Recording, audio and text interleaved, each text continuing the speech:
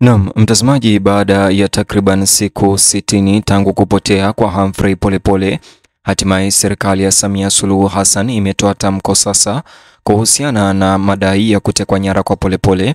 Na tamko hili la serikali ya Samia Suluhu leo linaibuka wiki chache tu baada ya kaka yake Humphrey Polepole, Kanali Agustino Polepole, kuweza kufichua ya kwamba alitoa masaa 24 kaka yake aweze kuachiliwa huru na kuwasilishwa kwa familia yake nyumbani Dar es Salaam, na pia akaonya ya kwamba iwapo hilo alitaweza kutekelezwa ataweza kulipiza kisasi kwa watekaji nyara, na kudai ya kwamba anawafahamu wote waliomshikilia kaka yake ambaye ni Humphrey Polepole.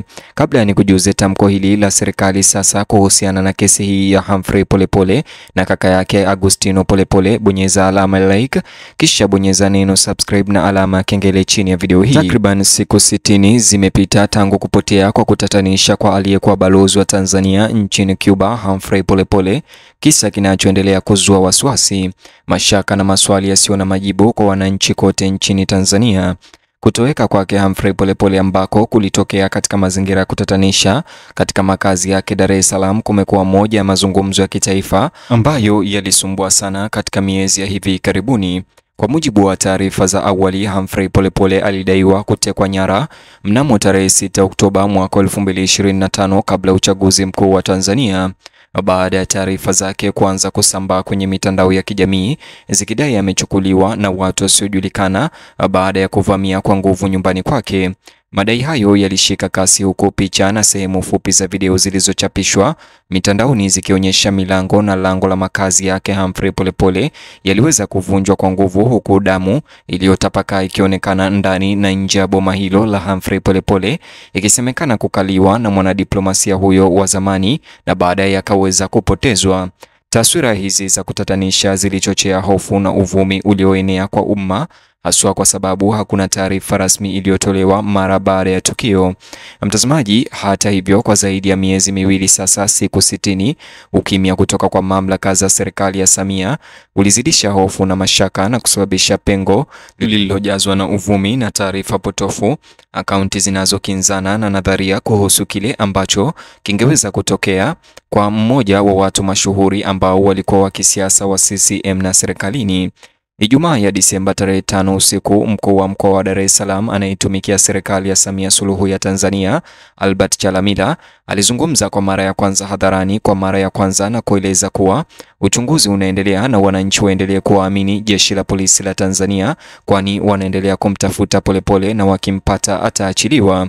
Kauli yake hiyo aliitoa wakati wa mkutano na wahariri wa jukwaa la wahariri Tanzania TEF, ambapo waandishi wa habari walimshinikiza apate ama atoe ufafanuzi wa swala hilo la Polepole na kuhoji iwapo ametembelea familia ya aliyekuwa balozi aliyepotea Humphrey Polepole.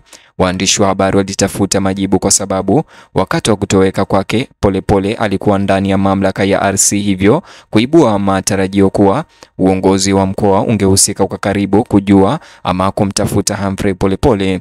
Hata hivyo, Chalamila alijibu kwa kueleza kuwa mkoa huo unakabiliwa na matatizo mengi na hawezi kumtembelea kila mtu aliyepatwa na hali ngumu ya maisha hadi kwao, akipendekeza tabia hiyo isingefaa katika nafasi yake ya uongozi. Alifafanua zaidi kuwa pamoja na kwamba Polepole aliwahi kuwa balozi na kutumikia serikali ya Tanzania, hakuwa na habari kuhusu iwapo alijiuzulu rasmi na angeweza kufanya hivyo kutoka nchi gani.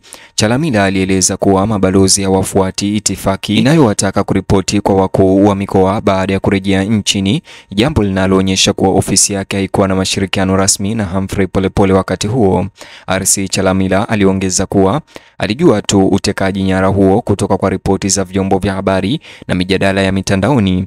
Alisema amekuwa akitazama baadhi ya picha za mtandaoni za Polepole kwenye YouTube na katika mitandao mingine ya kijamii, lakini video hizo hazikuonyesha wazi eneo lake la kijiografia, hivyo kumwacha na taarifa chache zilizothibitishwa za kutegemea na asijue ni wapi Polepole alikuwa. Matamshi yake yaliangazia tatizo kubwa la kutopatana kwa habari kuhusiana na kutoweka. Hata hivyo, wachambuzi wa masuala ya kisiasa wanahoji kuwa ukosefu wa mawasiliano rasmi kutoka kwa serikali umezidisha tu hofu ya umma.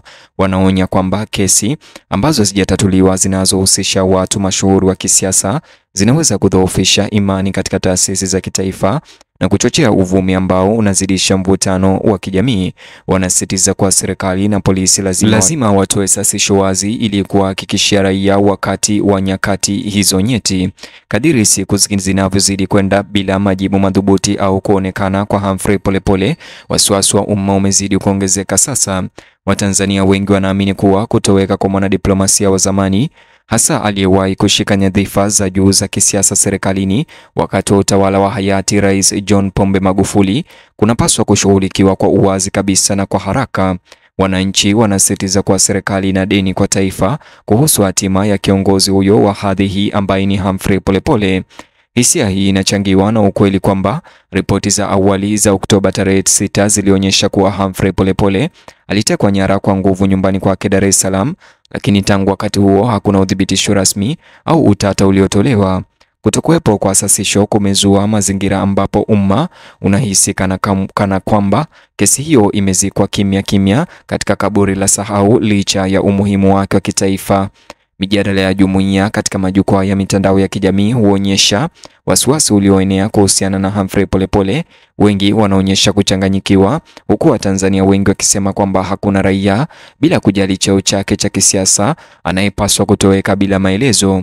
Wengine wanahofia kwamba ukimya huo unaweza kuashiria tatizo kubwa zaidi chini ya uso ambalo linaweza kuondoa imani ya umma katika usalama wa umma na uwajibikaji wa kiserikali. Wakati huo vyombo vya usalama vimewataka wananchi kuwa watulivu.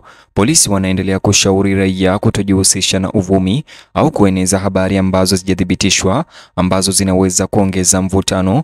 Wanasisitiza kuwa uchunguzi unaoendelea unahitaji uvumilivu na ushirikiano kutoka kwa jamii. Hata hivyo, wakosoaji wanahoji kuwa subira inakuwa ngumu, kwani muda mwingi unapita bila mawasiliano ya maana kuhusiana na Humphrey Polepole. Baadhi ya wanaharakati wanadai kuwa kesi hiyo inaonyesha mwelekeo mpana wa kutoweka bila kutatuliwa, wakipendekeza kwamba nchi lazima ishughulikie matukio haya kwa kina ili kurejesha imani ya umma. Kutoweka kwa mtu wa hali ya juu kama Polepole Tanzania kunakuza tu haraka wa mageuzi hayo. Hali hiyo pia imekuwa suala la maslahi ya kidiplomasia, huku uangalizi wa kimataifa wakifuatilia kwa karibu maendeleo hayo. Ingawa hakuna serikali ya kigeni iliyotoa tamko rasmi kufikia sasa kuhusiana na kesi hiyo ya Polepole, wachambuzi wanaona kuwa kutoweka bila kutatuliwa kuhusisha maafisa wa serikali kunaweza kuathiri mitazamo ya kimataifa kuhusu haki za binadamu na utawala wa ndani ya nchi ya Tanzania. Kwa sasa hatima na aliko Humphrey Polepole bado haijulikani, na kuacha familia yake, marafiki, wafanyikazi wenzake na taifa katika hali ya kihisia na hofu. Wengi wanang'ang'ania kutumaini kwamba bado anaweza kupatikana akiwa hai, huku wengine wakihofia hali mbaya zaidi kutokana na hali ya vurugu ya ripoti za awali au ukimya wa muda mrefu uliofuata. Kadiri fumbo hilo linavyozidi kuongezeka, nchi inaendelea kusubiri uwazi ambao bado haujafika. Huku shinikizo zikiongezeka, wananchi wanasisitiza kuwa kutoweka kwa Balozi Humphrey Polepole wa zamani hakuwezi kuchukuliwa kama jambo la kibinafsi au rahisi, bali ni suala la kitaifa linalohitaji uwazi kamili. Hadi majibu yatakapojitokeza kutoka kwa serikali, hadithi ya Humphrey Polepole inasalia kuwa mojawapo ya sura zinazosumbua ambazo hazijatatuliwa katika historia ya hivi karibuni ya Tanzania. Mtazamaji, ningependa kusikia maoni yako upande wa comment section kuhusiana na habari ama suala hili la kutoweka au kutekwa nyara kwa Humphrey Polepole, tukifahamu ya kwamba ni hivi majuzi tu kaka yake Kanali Agustino Polepole pia alitoa tamko na kusema ya kwamba yeye binafsi anafahamu ni kina nani waliweza kumteka kaka yake na akaweza kuwapatia onyo waweze kumwachilia ndani ya masaa 24 wiki moja iliyopita. Lakini masaa hayo yamepita na kaka Kanali Agustino Polepole alisema kwamba iwapo wakati huo wa masaa 24 utapita, basi ataweza kujiandaa kulipiza kisasi, na Watanzania wamebaki na maswali ya wajui ni kisasi gani ambacho Kanali Agustino Polepole atalipiza dhidi ya watekaji wa kaka yake Humphrey Polepole. Mtazamaji, ningependa kusikia maoni yako upande wa comment section kuhusiana na tamko hili la serikali ya Samia Suluhu leo. Vile chukua sekunde yako moja kubonyeza alama ya like chini ya video hii, kisha bonyeza neno subscribe na alama ya kengele. Ukifanya hivyo itakuwa kama malipo yako kwetu, vile itakuwa umetusaidia kwa sana. Kisha gusa kiboksi hicho ama kiboksi hicho kwenye screen yako, kitakuelekeza kwenye video yetu mpya ama taarifa zetu mpya.